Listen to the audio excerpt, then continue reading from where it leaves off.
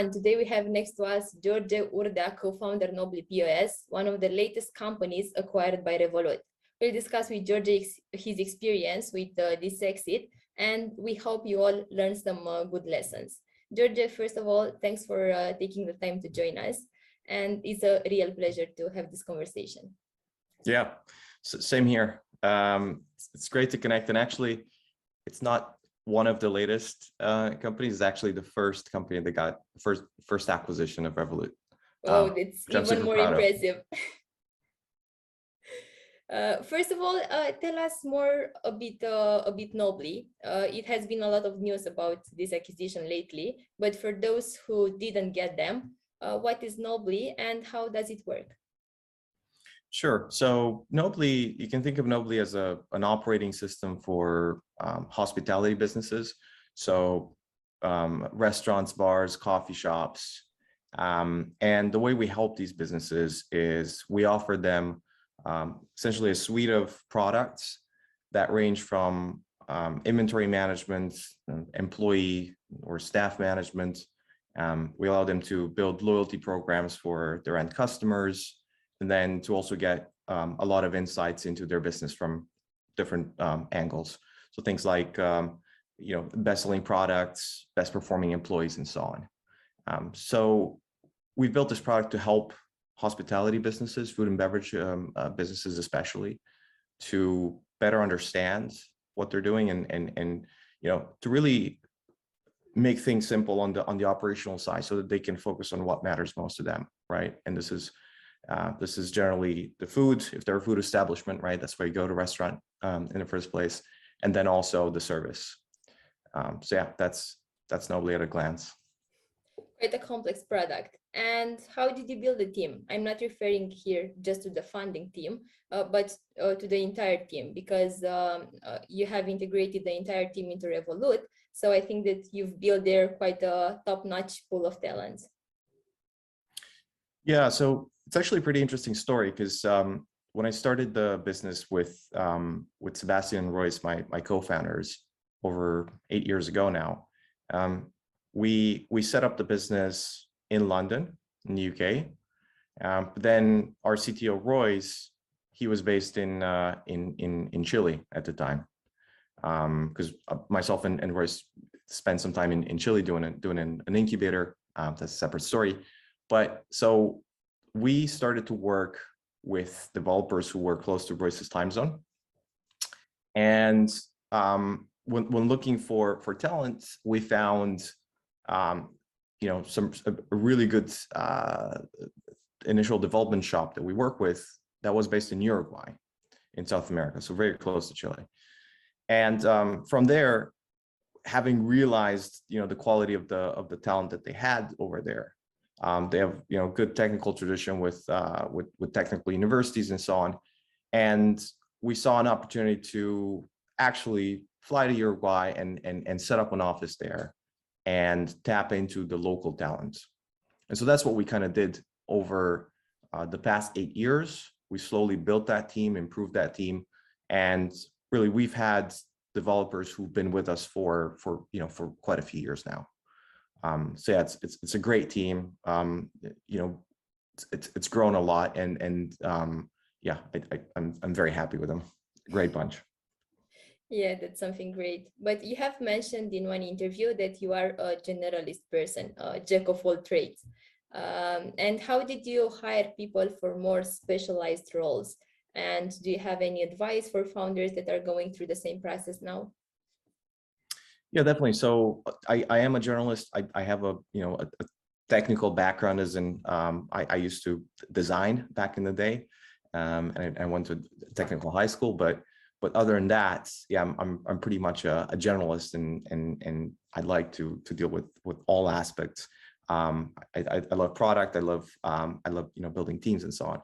So the way we kind of gone through hiring and growing technical talent was, I had a technical co-founder, Royce, and so he basically led the technical side of the interviews. I was more focused on the cultural fit and, just looking for kind of this, whether they have the right soft skills, right? Do they have the grit? Do they have, are they coachable? Can they kind of grow with the business? And at that stage, are they the right stage for an early stage company, right? Which is quite a different beast compared to an established, larger scale up, for example. Yeah, pretty good insights. If we go by the book, the theory says that when you start a company, you should have in mind an exit plan and an investment strategy. Did you, Royce and Sebastian, had any of them when you have started a company? No, I don't. I don't think we had either of those, to be honest. I know, and I sometimes from conversations with investors, VCs, when we started to have those conversations, we were asked, what's your exit strategy? What's your, how much money do you guys want to raise? How many rounds? What's the plan? And at first we didn't really know, because when we started the business, we didn't really set out to start something in order to sell it, right? We were just passionate about the space. We liked the opportunity. We thought we can use our skills to add value. And so that's why we set out to build this thing in the first place.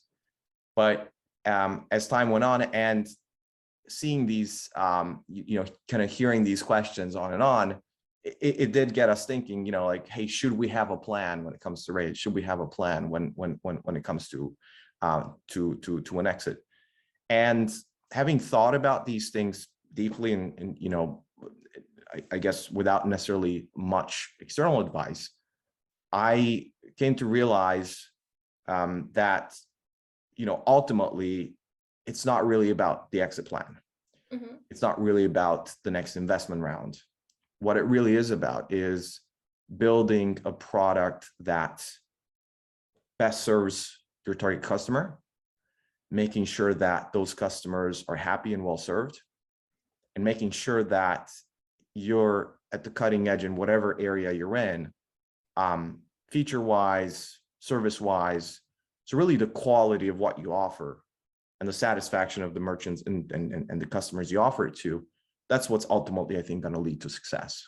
And I think with Revolut, the reason why we've decided to partner and probably they decided to go ahead with the acquisition was because we had a really good product in our vertical, and we had customers that were really happy and pleased. And so the online reputation, everything you see, I think kind of confirmed and cemented that was the way to go.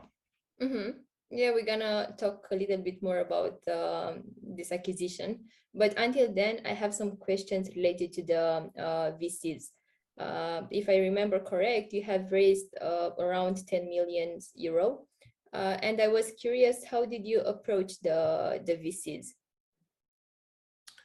So, in the first instance, we had conversations with angel investors, not necessarily VCs. I mean, ours, we didn't really have a strategy in the beginning, to be honest. We set out to go and explore and learn, really, because I don't know much about raising money or interacting with VCs before I started the business, right? I was focused on the product, I was focused on building the right team, and not really too aware of how you raise money and how to approach VCs and so on. So in the initial stage, we reached out to angels, we reached out to people we were connected to, and we didn't really get much traction, to be honest, in the early days. And in parallel with this funding strategy, we essentially self-funded the business, right? So for the first really year and a bit, Sebastian, Royce, and myself, we self-funded the business, right? We had savings and we kind of really believed in this idea and thought, let's fund it ourselves. Let's be really scrappy. Let's bootstrap as far as we can. And that's exactly what we did. So we built a product. We built it ourselves, doing the product side of things. Royce built, started building our dashboard with the analytics and so on initially. And then we had a few select people who helped us out in that initial phase. And we managed to get, I think we had about probably 20 or 30 live merchants, paying customers, at the time when we raised our first round of angel investment. Mm-hmm. So we'd self-funded it. We brought it to a stage where we demonstrated traction, and then it was, easier to raise and to kind of argue that, hey, this is going to be a real business. Mm-hmm. And how many rounds have you raised, if you can disclose this? So we raised a whole bunch of rounds that were not necessarily like clear cut, pre-seed, seed, Series A, as you see, all these terms and funding rounds being thrown around.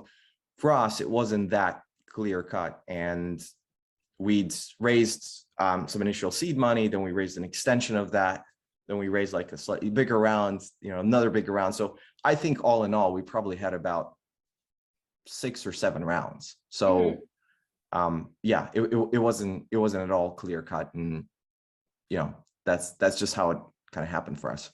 Yeah, usually it's not going by the book when you are raising money. You and your co-founders were from different locations, Chile, Netherlands, London. And I was curious if the geography matters when you are raising a new investment round. So Sebastian is Dutch, but he's been based in London. I've been based in London since we started. And then Royce, he's American, but he was based in Santiago in Chile at the time. And then he moved to Uruguay and then to Austin in Texas. So yeah, Seb and I were co-located. We're based in London. Then Royce was remote with our team. But to answer your question, I mean, it did matter. I think it was harder for investors to grasp the fact that a remote team can operate successfully 8 years ago than it is today, right? So what we did at the time, I think, was pretty innovative in lots of ways, because we went to this, this country that is not necessarily associated with a big tech scene. It's not necessarily geographically close to Europe or to London, where we were based, right? And so it was a story that time and again came up in conversations with investors, right? And we had to tell the whole story about why we set up in Uruguay, how we got there, and to really explain that this, developer community is truly a unique competitive advantage for us. And I think it really was over the years. So yeah, I think it wasn't straightforward for investors to accept that we had the tech team that was so far away from our core market, which is the UK. But now I think that's kind of expected and the new normal, right? Especially over the past year or so. Yeah, the things have evolved a lot. You have already mentioned some factors that raised Revolut interest in your product. Can you think of others, maybe some strengths related to your team, or some other strong points related to the product? I think the fact that we built a product that was specialized and catered to this unique segment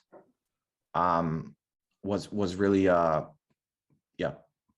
big pro, because to build a product for vertical like hospitality, you have to spend time and have a lot of conversations, feedback from customers, learning, and iterate in order to really perfect that product over time. So I think having that deep industry expertise was something that contributed to the decision. And then the fact that we demonstrated that, hey, we don't just know the industry, but we've also managed to build something that's highly rated, high quality and appreciated by the customers we serve. So I think, yeah, that industry expertise, quality of the product, and then also the reputation that we've built over the years, I think these were the key contributing factors. And of course, behind all of these sits the team, right? So the team builds the product, the team serves the customers. And so it's this combination of factors that I think really worked out for us. You have mentioned several times the quality of the product and the good feedback that you had from your customers. Can you tell us what traction did Nobly have at the exit moment? I'm pretty sure that you will not be able to disclose some numbers, but I'm just trying to build a rough framework of the product at the time it raised the Revolut interest. Yeah, so we, I can tell you the geographical split roughly, right? As you said, we can't go into numbers, unfortunately, because of the terms associated with the deal and so on, confidentiality agreements. So, but roughly, as I said, our core market was and still is the UK on the POS side, and about 2/3 of our business is in the UK. We also have merchants in Ireland. We have merchants in the US and Canada and also Australia. So that is roughly the geographical split, right? The focus on the English-speaking world. But in terms of numbers, I'm not going to be able to give you actual numbers, unfortunately. I was afraid of this answer. But talking a little bit more about the exit, when the exit happened, the cap table had only the 3 co-founders and the investors, or did you also have an employer stock option, for example? Because many of the founders here in the EC region are struggling with this topic. Yeah, I think for us, again, it was, this is something that we started and built over the past 8 years. And we started 8 years ago when I think the investment community, VCs, angels, funding was in a different place than it is today. And so because of that, and because of our setup, we didn't necessarily like go buy the book, as I explained with the funding rounds.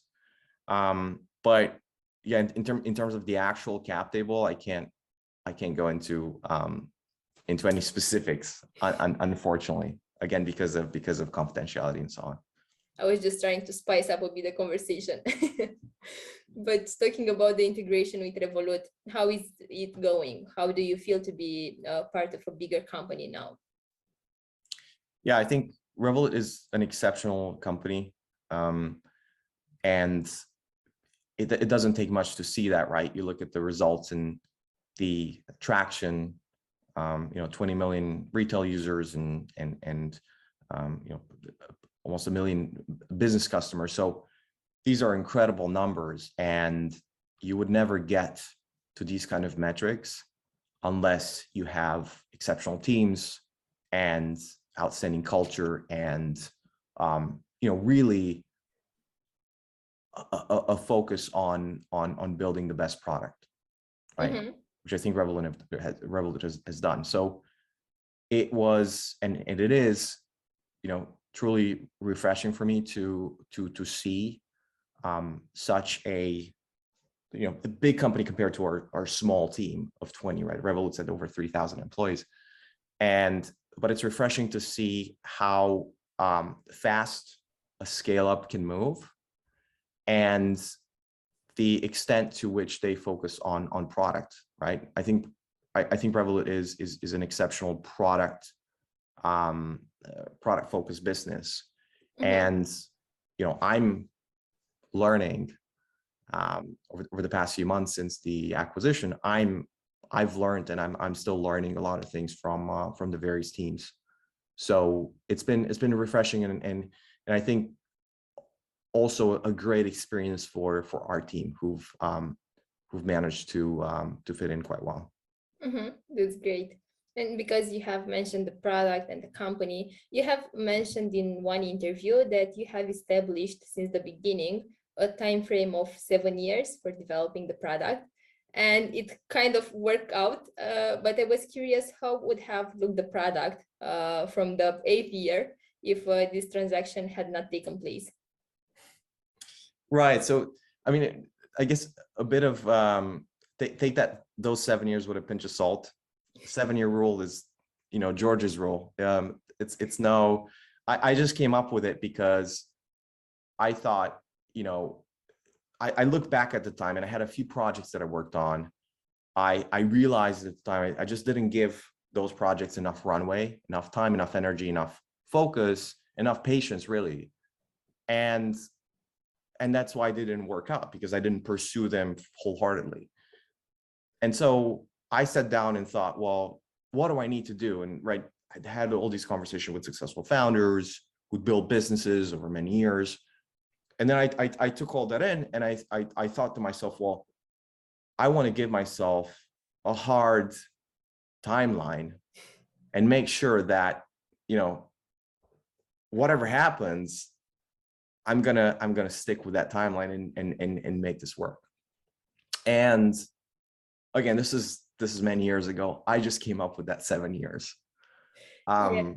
So yeah, it ended up being, I think, 8 years from the moment we incorporated in September 13, and October 13, and then the acquisition happened in November 21. So 8 years in 1 month. And it was just pure coincidence, right? Because again, we had acquisition offers and conversations before. I mentioned this in previous interviews. We had 4 in 2020, so that was year 7. So if I really wanted to stick to this hard rule that I set for myself, I would have probably pushed to exit at any cost, just because of that timeline that I preset. But at the end of the day, I think Revolut is an excellent fit, and it's definitely worth the extra year wait, for sure. Yeah, that's right. Glad to hear that you made the right decision. But given all of these years of experience in the fintech sector, do you see any specific trends here? What general trends in fintech? Yeah, I think, look, there are some things that are timeless, right? And then there are things that change, or like big waves that come and go, right? So embedded payments, embedded finance is something that's been happening for the past few years. I think we're currently riding that wave. I think that another one, so basically embedded finance means embedding payment solutions into software, right? So you have different types of software that's been built for specific verticals, right? In our case, a POS system for food and beverage merchants. And so with embedded payments, the thinking is, how can you bring bring the element of payments into the product, right? Into the software. How can you complement the software and the whole experience by vertically integrating, like owning the whole chain, the whole experience with the customer. So that's, I guess, the first big one. You now see it with all sorts of other products as well. So there's embedded insurance, there's embedded, buy now, pay later is become a commoditized product, I think. And so there are infrastructure companies like Railsbank, for example, like Stripe, and maybe in the future Revolut too, that allow businesses to build these to offer these embedded financial products. Mm-hmm. And I think, yeah, go ahead. Yeah, so I think that's a big one. And then another interesting trend name, right, that kind of brings a lot of ideas together, that I think I read from an Andreessen Horowitz newsletter, was, you know, making apps and payment products seem like a natural fit. And it's almost, you don't realize that an app you're using, because of the interface, because everything's, you know, done and executed so smooth, it's hard to realize that you're, you know, actually you know, signing up for you know, as I said, with buy now pay later, or with insurance, with mortgages. Mm-hmm. They make these, what used to be archaic and like really serious products, seem really straightforward, simple to use, and you know, easy to sign up for products. Mm-hmm. That's a great insight and a very good recommendation of newsletter in the same time. And I have one more question to sum up all this great conversation that we had. Sure. What do you think that drove you to success?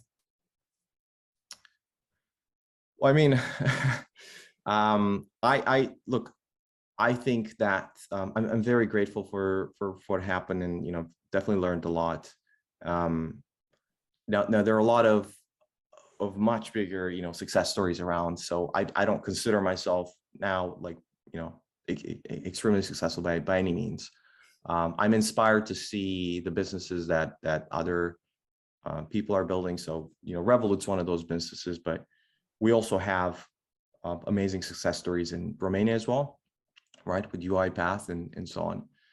And yeah, so I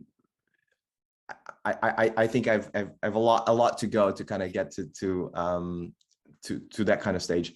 But I think what's worked well for us and for me personally is to yeah, really make sure you have the grit and the determination to stick with whatever you set out to do. Mm-hmm. And then to just keep learning, continue improving, and really iterate on yourself, because you as a founder are really as much of the company that as the company you're building. You're a product in your own right.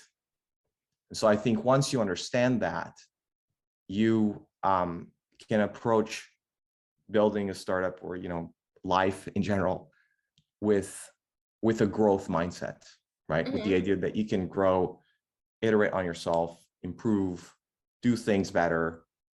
And I think really that's the key. Mm-hmm. And that's what worked for me. And I know people have all sorts of different advice and tips when it comes to this. Yeah, but that's a really good one. And a bonus one. Can you recommend us a book that you've liked, and do you think that it helped you in your journey? I